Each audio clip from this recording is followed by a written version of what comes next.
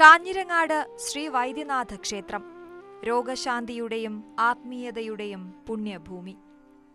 കണ്ണൂർ ജില്ലയിലെ തളിപ്പറമ്പിനടുത്ത് ശാന്തവും മനോഹരവുമായ കാഞ്ഞിരങ്ങാട് ദേശത്ത് സ്ഥിതി ചെയ്യുന്ന പ്രസിദ്ധമായ ക്ഷേത്രമാണ് ശ്രീ വൈദ്യനാഥ ക്ഷേത്രം. പേര് സൂചിപ്പിക്കുന്നതുപോലെ രോഗശാന്തി നൽകുന്ന വൈദ്യനാഥനായ പരമശിവനാണ് ഇവിടുത്തെ പ്രധാന പ്രതിഷ്ഠ. നൂറ്റാണ്ടുകളുടെ പഴക്കവും അഗാധമായ ആത്മീയ പാരമ്പര്യവുമുള്ള ഈ ക്ഷേത്രം വടക്കൻ കേരളത്തിലെ ഭക്തരുടെ ജീവിതത്തിൽ ഒരു പ്രധാന സ്ഥാനം വഹിക്കുന്നു.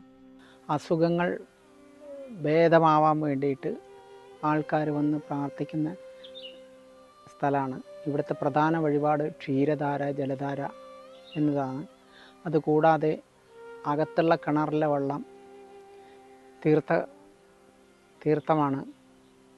അതേപോലെ അടുപ്പിൽ കത്തിക്കുന്ന വിറക്, അതിൽ നിന്ന് കിട്ടുന്ന വെണ്ണീരാണ് ഇവിടെ പീഠത്തുമ്മൽ വെച്ച് പൂജിച്ച് പ്രസാദമായിട്ട് ഭക്തജനങ്ങൾക്ക് കൊടുക്കുന്നത്. അതുപോലെ ഒരു ചിറേൻ്റെ ഉള്ളിൽ 4 കിണറുണ്ട് എന്നാണ് പറയുന്നത്. അത് വൃത്തിയാക്കുന്ന സമയത്ത് കരിങ്കല്ലുകൊണ്ട് അടച്ചു വെച്ചിട്ടാണ് കണ്ടത്. അത് തീർത്ഥത്തിൻ്റെ ജലം, തീർത്ഥത്തിൻ്റെ ഇത് വർദ്ധിപ്പിക്കാൻ വേണ്ടിയിട്ട് ഉണ്ടാവുന്ന ഒരു കിണറാണ് 2-3 എണ്ണം ഉള്ളത്. പിന്നെ ഉള്ളത് കാഞ്ഞിരത്തറ ആണ് ഏറ്റവും പ്രധാനം. കാഞ്ഞിരത്തറയിൽ ഇരുന്നിട്ടാണ് കുന്തി ദേവി മഹാഭാരത യുദ്ധം ജയിച്ചു എന്ന് കേൾക്കുന്നത്. ഉത്തര കേരളത്തിലെ സ്ത്രീകൾ കുട്ടികളുടെ ആയുരാരോഗ്യ സൗഖ്യത്തിനായി തൊഴുതു വന്നിരുന്ന 3 പ്രധാന ക്ഷേത്രങ്ങളിലൊന്നാണ് കാഞ്ഞിരങ്ങാട് വൈദ്യനാഥ ക്ഷേത്രം. തളിപ്പറമ്പ് രാജരാജേശ്വര ക്ഷേത്രവും തൃച്ചംബരം ശ്രീകൃഷ്ണ ക്ഷേത്രവുമാണ് ഈ പുണ്യത്രിത്വത്തിലെ മറ്റ് 2 ക്ഷേത്രങ്ങൾ. ഈ 3 ക്ഷേത്രങ്ങളിലും ദർശനം നടത്തുന്നത് വളരെ പുണ്യമായി കണക്കാക്കപ്പെടുന്നു. രാജരാജേശ്വരൻ കുഞ്ഞിന് പ്രതാപവും തൃച്ചംബരത്തപ്പൻ സ്വഭാവഗുണവും വൈദ്യനാഥൻ ആയുരാരോഗ്യ സൗഖ്യവും നൽകുമെന്നാണ് കാലങ്ങളായി നിലനിൽക്കുന്ന വിശ്വാസം. ഈ 3 ക്ഷേത്രങ്ങളും തളിപ്പറമ്പ് പട്ടണത്തിന് ചുറ്റുമായി സ്ഥിതി ചെയ്യുന്നു എന്നത് ദർശനം എളുപ്പമാക്കുന്നു. 4 തന്ത്രിമാരാണ് അമ്പലത്തിൻ്റെ തന്ത്രിമാർ. പൂന്തോടത്ത് പുടയൂർ, ഇടവലത്ത് പുടയൂർ, നടുവത്ത് പുടയൂർ, ഇരുവീശിപ്പുടയൂർ തുടങ്ങിയിട്ടുള്ള തന്ത്രിമാരും മേശാന്തിമാർ എന്ന് പറഞ്ഞു കഴിഞ്ഞാൽ പാരമ്പര്യ മേശാന്തിമാർ ഇരട്ടിയില്ലം, പാക്കത്തില്ലം, കബോധനില്ലം എന്നവരാണ്. ഈ ക്ഷേത്രത്തിന്റെ ഉത്ഭവത്തെക്കുറിച്ച് നിരവധി ഐതിഹ്യങ്ങൾ പ്രചാരത്തിലുണ്ട്. സ്വയംഭൂവാണ് ഇവിടുത്തെ പ്രതിഷ്ഠയെന്നാണ് ഒരു വിശ്വാസം. 1000-ലധികം വർഷം പഴക്കമുണ്ടെന്ന് കരുതുന്ന ഈ ക്ഷേത്രം വടക്കൻ മലബാറിലെ ഏറ്റവും പ്രധാനപ്പെട്ട ശിവക്ഷേത്രങ്ങളിലൊന്നാണ്.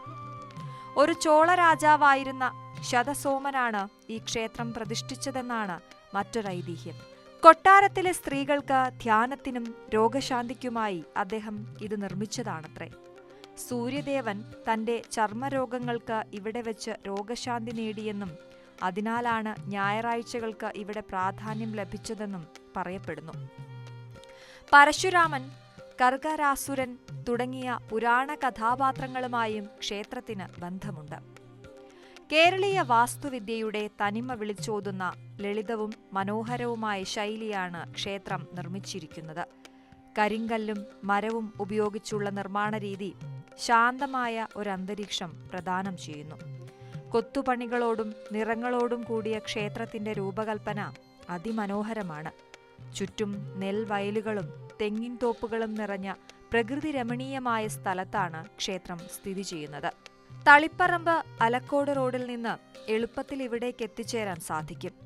ക്ഷേത്രത്തിൽ കൊടിമരമില്ല എന്നതും ശ്രദ്ധേയമായ ഒരു കാര്യമാണ്. ശിവരാത്രിക്കാണ് ഇവിടെ ഉത്സവം. ശിവരാത്രിക്ക് നവകം, പഞ്ചവ്യം, വൈകുന്നേരം ശ്രീഭൂതബലി ഉണ്ടാകും.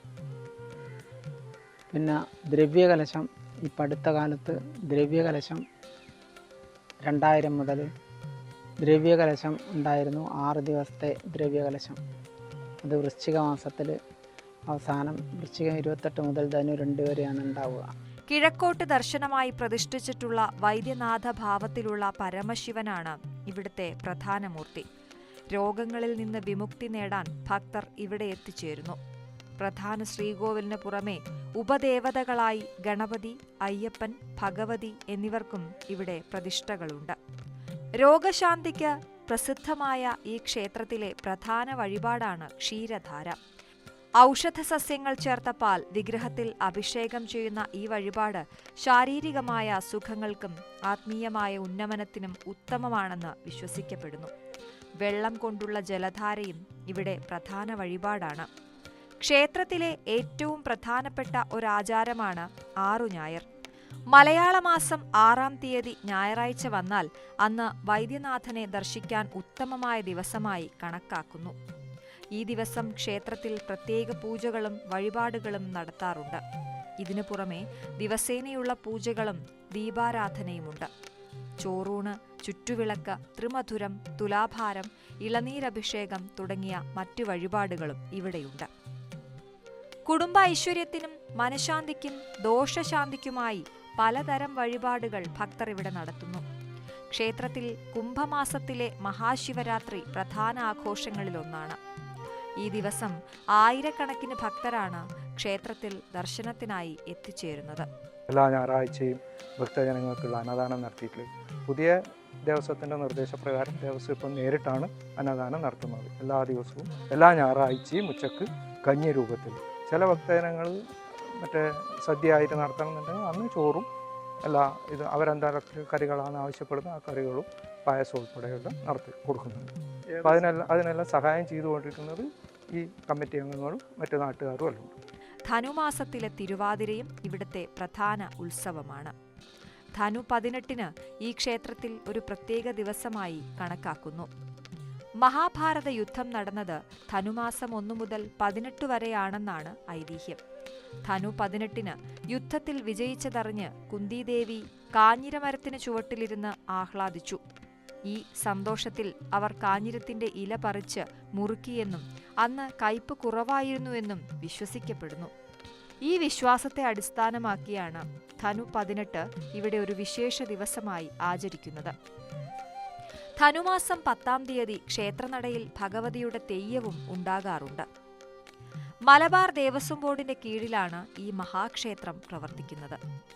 എല്ലാ ദിവസവും രാവിലെ 5 മുതൽ 12 വരെയും വൈകുന്നേരം 5 മുതൽ രാത്രി 8 വരെയും നട തുറന്നിരിക്കും. പുലർച്ചെ നട തുറക്കൽ, ഉഷപൂജ, ധാര, ഉച്ചപൂജ എന്നിവയും വൈകുന്നേരം ദീപാരാധനയും അത്താഴപൂജയും നടക്കുന്നു.